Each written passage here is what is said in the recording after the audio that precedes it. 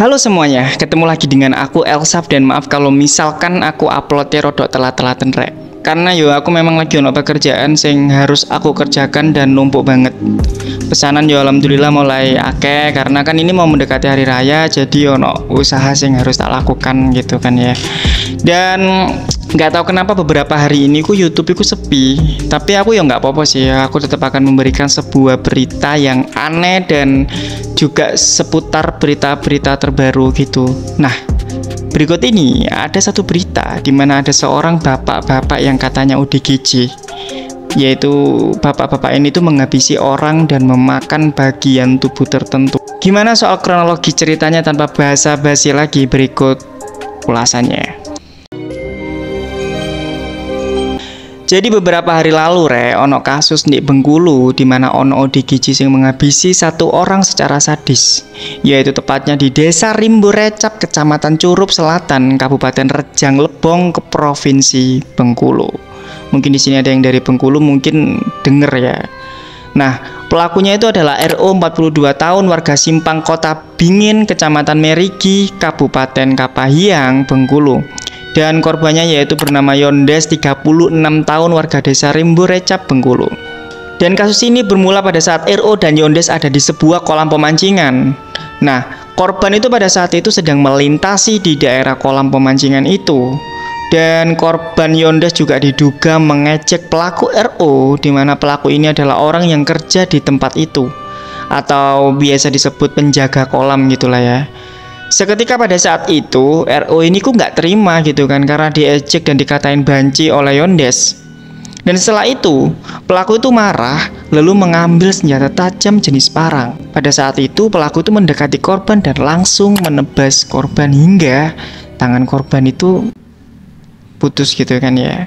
Tidak berhenti sampai di situ, pelaku itu masih mengejar korban sampai pelaku membacok korban berkali-kali hingga korban itu mengalami luka yang sangat parah di bagian kepalanya dan juga bagian belakang tubuhnya. Dan yang paling menyeramkan dari itu semua adalah pengakuan dari pelaku sendiri, yaitu setelah pelaku menghabisi korban, tiba-tiba pelaku itu mendapatkan sebuah bisikan-bisikan yang sangat misterius, di mana bisikan itu menyuruh pelaku untuk menghisap cairan merah korban dan memakan otaknya dengan cara menghisapnya melalui luka yang ada di kepala korban. Aku nggak bisa ngebayang sih ya, maksudnya kayak opo sereme gitu kan kalau misalkan aku ada di tempat kejadian itu gitu kan ya. Dan kalian harus tahu pada saat itu tuh pelaku tuh memberikan kesaksian ini di kantor polisi. Si pelaku itu menceritakannya dengan tersenyum dan juga tertawa gitu kan, seolah-olah dia itu nggak merasa bersalah. Dan pelaku juga bilang bahwa pada saat dia mendapatkan bisikan itu, seketika dia tidak sadar dengan apa yang dia lakukan. Dia hanya mengikuti arahan dari bisikan itu aja gitu kan ya.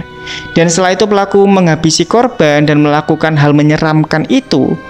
Pelaku itu mengamuk dan membuat geger masyarakat sekitar dengan keadaan mulut dan tangan pelaku yang masih berlumuran cairan merah.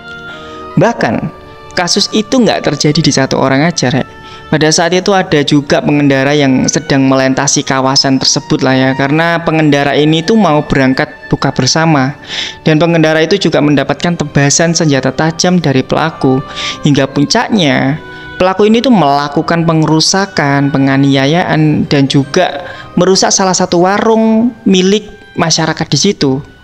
Bahkan pelaku RO itu juga sempat menyiram bensin ke warung itu dan alhamdulillahnya masih belum sempat untuk dibakar. Dirasa situasi pada saat itu sudah memanas dan ramai, akhirnya masyarakat berusaha untuk mengamankan RO ini. Dan juga akhirnya pihak kepolisian dibantu masyarakat setempat bisa mengamankan pelaku ini di tempat awal kejadian itu terjadi. Jadi kayak misalkan si RO ini kembali ke tempat tadi itu dan ditangkapnya di sana gitu kan ya. Dan setelah itu terjadi ada hal yang paling membuat sedih sih yaitu dimana pihak keluarga dari korban Yondes itu melihat langsung ada tangan yang putus, dan seketika itu keluarga itu langsung menangis histeris dan bergegas mencari keberadaan korban. Tapi pada saat korban sudah ditemukan naasnya, korban itu sudah meninggal dunia dengan keadaan yang menyedihkan.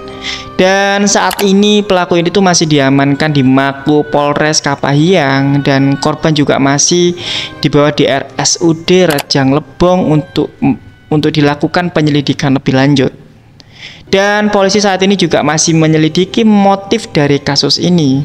Tapi dugaan sementara adalah pelaku itu mengidap gangguan jiwa. Tapi sekali lagi ini masih dugaan dan belum valid gitu kan ya. Tapi ya tetaplah masih didalami sama pihak kepolisian untuk mendapatkan informasi yang lebih mendetail lagi tentang pelaku ini gitu kan ya. Dari tangan pelaku, polisi itu mengamankan satu bilah parang dengan panjang kurang lebih 60 cm dan satu buah pisau stick. Ini sih serem banget dan menurutku itu kayak di luar nalar manusia ya. Dan aku nggak bisa ngebayang sih gimana sedihnya keluarga nih. Dan kita juga berdoa semoga polisi itu dilancarkan untuk menyelidiki kasus ini gitu kan. Kita juga berdoa semoga keluarga yang ditinggalkan itu bisa menerima keadaan ini meskipun sangat berat banget Rek. Namanya di satu keluarga terus ada yang meninggal itu kan nggak mungkin ikhlas gitu aja kan ya. Dan itu adalah kasus dimana ini sangat mengerikan, dan aku juga nggak tahu Rek video ini akan di take down atau enggak karena aku terlalu brutal ngomongnya tanpa sensor dan lain-lain, tapi nggak ngerti lah, kita lihat ke depannya. Tapi sekali lagi di sini aku membawakan berita ini tuh nggak ngawur Rek. Aku membaca dari beberapa artikel dan merangkumnya menjadi satu.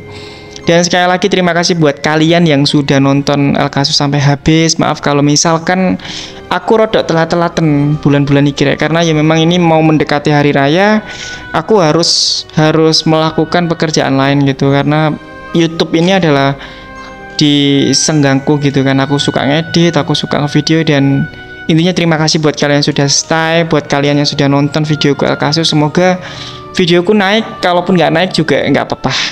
Kalau misalkan kalian punya saran, kritik, silakan kalian komentar di bawah ini. Aku sangat terbuka Rek, sangat open dengan kalian yang memberikan kritik. Mau itu kritik secara pedas, secara kasar, silakan bebas.